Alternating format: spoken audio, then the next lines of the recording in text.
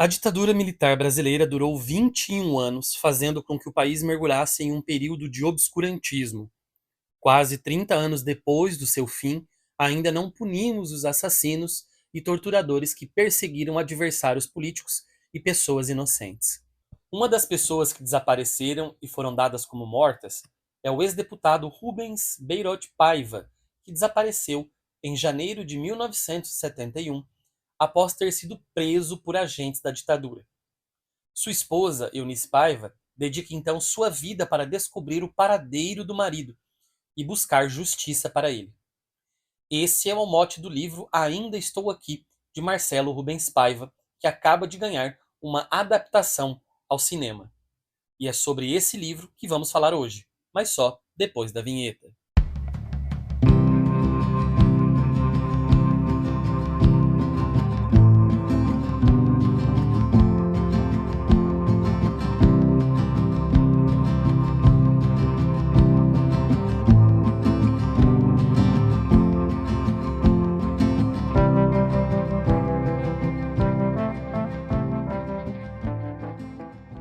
E aí, pessoal, tudo bem com vocês? Sejam muito bem-vindos e muito bem-vindas a mais um vídeo aqui da Acrópole. Eu sou o Luigi e no vídeo de hoje eu vou falar sobre as minhas impressões de leitura desse livro aqui, Ainda Estou Aqui, do Marcelo Rubens Paiva, que saiu em 2015 pela Alfaguara.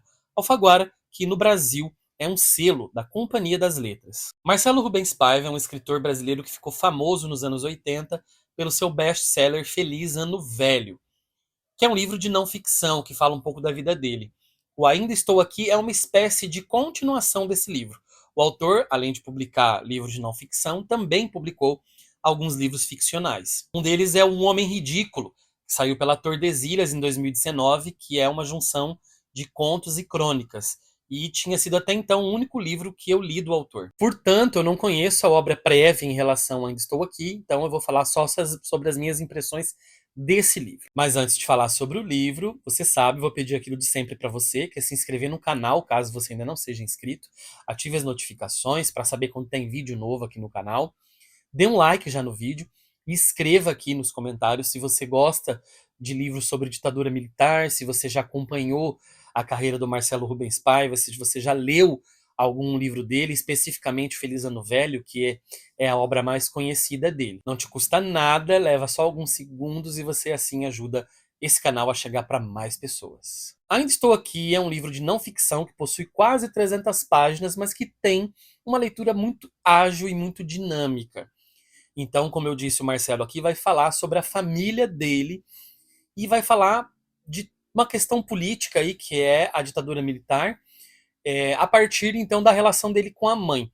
Quando ele escreve esse livro, a mãe dele está com mal de Alzheimer, está já em estágios um pouco mais avançados de Alzheimer, e ao mesmo tempo ele tem que lidar com um filho pequeno, né, que está nascendo ali, que está nos seus primeiros anos de vida. E ele vai contar como é difícil lidar, né, com a mãe nessa condição de Alzheimer, como é difícil para a família também. E justo Eunice Paiva, uma pessoa que lutou pela memória durante muito tempo, perder a memória no fim da sua vida. Quando o Marcelo Rubens Paiva era uma criança, o pai dele, o Rubens Paiva pai, era deputado, né, federal, e o mandato dele foi cassado em 64, quando os militares tomaram o poder via um golpe de Estado. Eles chegaram a sair do Brasil durante um tempo, mas acabaram voltando, e também para se proteger depois, o próprio Rubens Paiva saiu novamente do Brasil, mas não aguentou de saudade e voltou para ver a família e acabou ficando.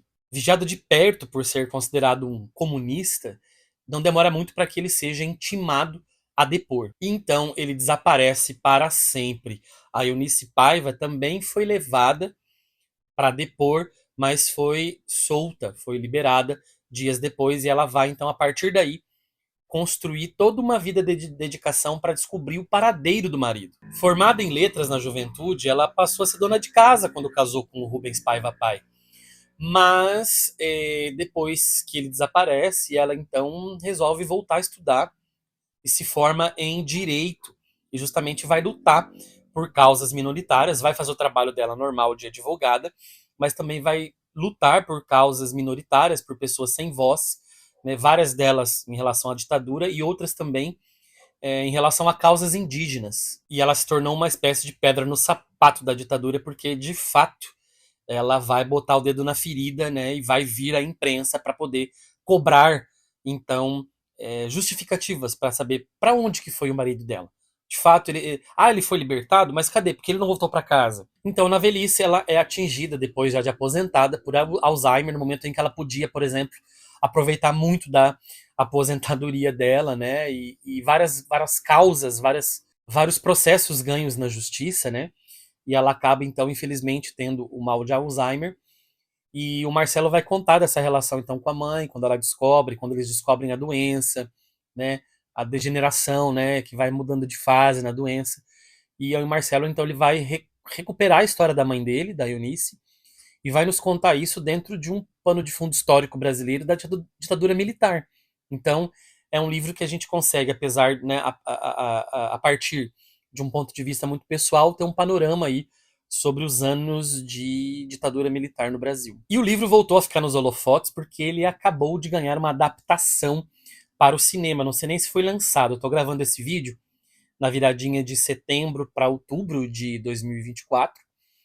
E até então eu acho que o filme não saiu ainda, então espero vê-lo em breve. E a gente tem um elenco de peso, né? Porque a Fernanda Torres interpreta a Eunice Paiva e o Selton Mello interpreta o Rubens Paiva pai. E nesse momento em que o filme tá para sair, tá nos festivais, né? Estão elogiando muito o filme, estão cogitando inclusive o filme para algum prêmio no Oscar, por exemplo. Seria lindo, espero que a gente não esteja sonhando alto demais. Todo mundo que era contra a ditadura era comunista. Todos se tornavam suspeitos, subversivos em potencial. O comunista estava na fronteira, atrás da porta, na sombra, na igreja, na escola, no cinema, no teatro, na música, no exército. O comunista vendia pipoca, estava disfarçado em balés, óperas, podia ser seu vizinho, podia estar debaixo da sua cama, poluir o reservatório de água, dopar os bebedouros. Os comunistas tomariam o poder. Até os não comunistas eram comunistas disfarçados, foram doutrinados, sofreram lavagem cerebral. Muitos que, em 1964, conspiraram com os militares na missão de impedir que comunistas tomassem o poder e o Brasil se transformasse numa diabólica ditadura do proletariado, perceberam a manobra e foram acusados pelos anticomunistas de ligações com comunistas. Gente, esse trecho exemplifica exatamente o que a gente tem vivido nos últimos anos, né? A extrema-direita, ela acaba dizendo que quem não está com ela é um comunista. E aí cria uma ideia de comunista, que é o mal a ser combatido, e todo mundo que não está com eles, né, é automaticamente chamado de comunista. Então, para vocês verem como o livro está muito atual, permanece atual. Eu tenho apenas duas críticas em relação ao livro, e eu gostei do livro, tá, gente? Uma delas é o tamanho. Ele podia ser um pouco menor, um pouco menos descritivo em várias cenas e várias questões da família dele, né? Eu acho que daí diminui um pouco a potência, se o livro tivesse aí umas 80, 100 páginas a menos, seria um livro mais deglutível. Mas, ok, o livro ainda passa. Mas tem uma questão de revisão aqui, tá? É uma questão não de uma revisão ortográfica necessariamente, mas uma revisão de construção de texto. Aqui é uma leitura crítica, né? Faltou aqui, de mudar um pouco, porque algumas estruturas do texto do Marcelo são muito truncadas e às vezes são estranhas, que eu acho que às vezes não fazem muito sentido.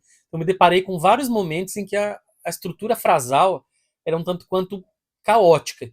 Então, talvez tenha faltado aqui a mão de um editor, ou de um leitor crítico, ou do próprio autor, né? Porque eu não sei até que ponto ele aceita é, intervenções no livro, para deixar o texto um pouco mais fluido. Mas, no geral, o livro é muito bom. Eu gostei muito dessa perspectiva de quando ele abre o livro e ele vai conectar, né, a mãe no fim da vida perdendo a memória e o filho no começo da vida construindo memórias, né?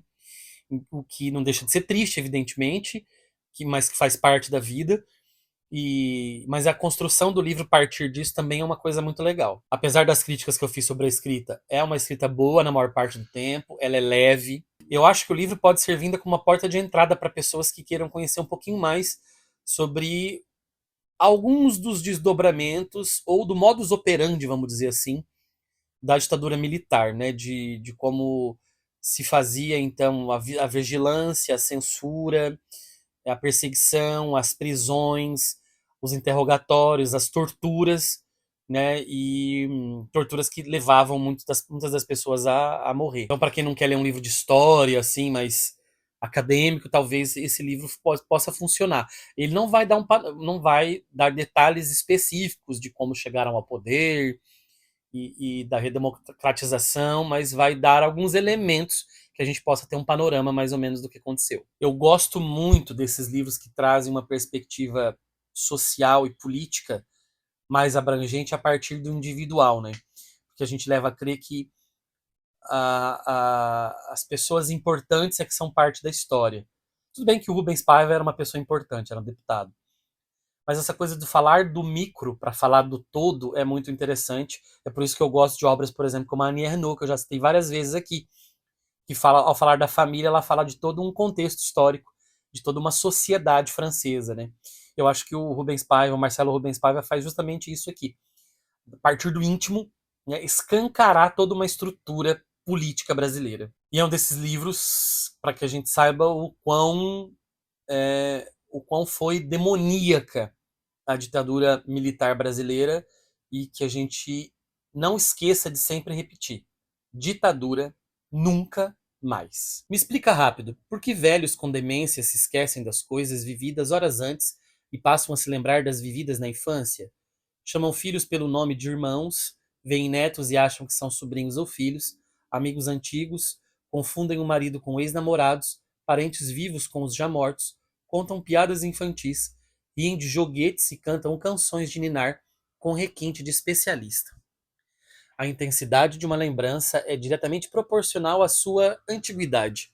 As recém-chegadas somem ante daquelas que lembramos muitas vezes na vida, as adquiridas. Quanto mais antiga e primitiva, mais estável ela é. As últimas se vão primeiro. É isso, pessoal. Espero que vocês tenham gostado dessa resenha, que vocês se interessem pelo livro Ainda Estou Aqui, do Marcelo Rubens Paiva. Se você já leu esse livro, escreva aqui nos comentários a sua opinião. E é isso. Sem mais a dizer, fico por aqui. Nos vemos num outro vídeo. Um abraço e até a próxima.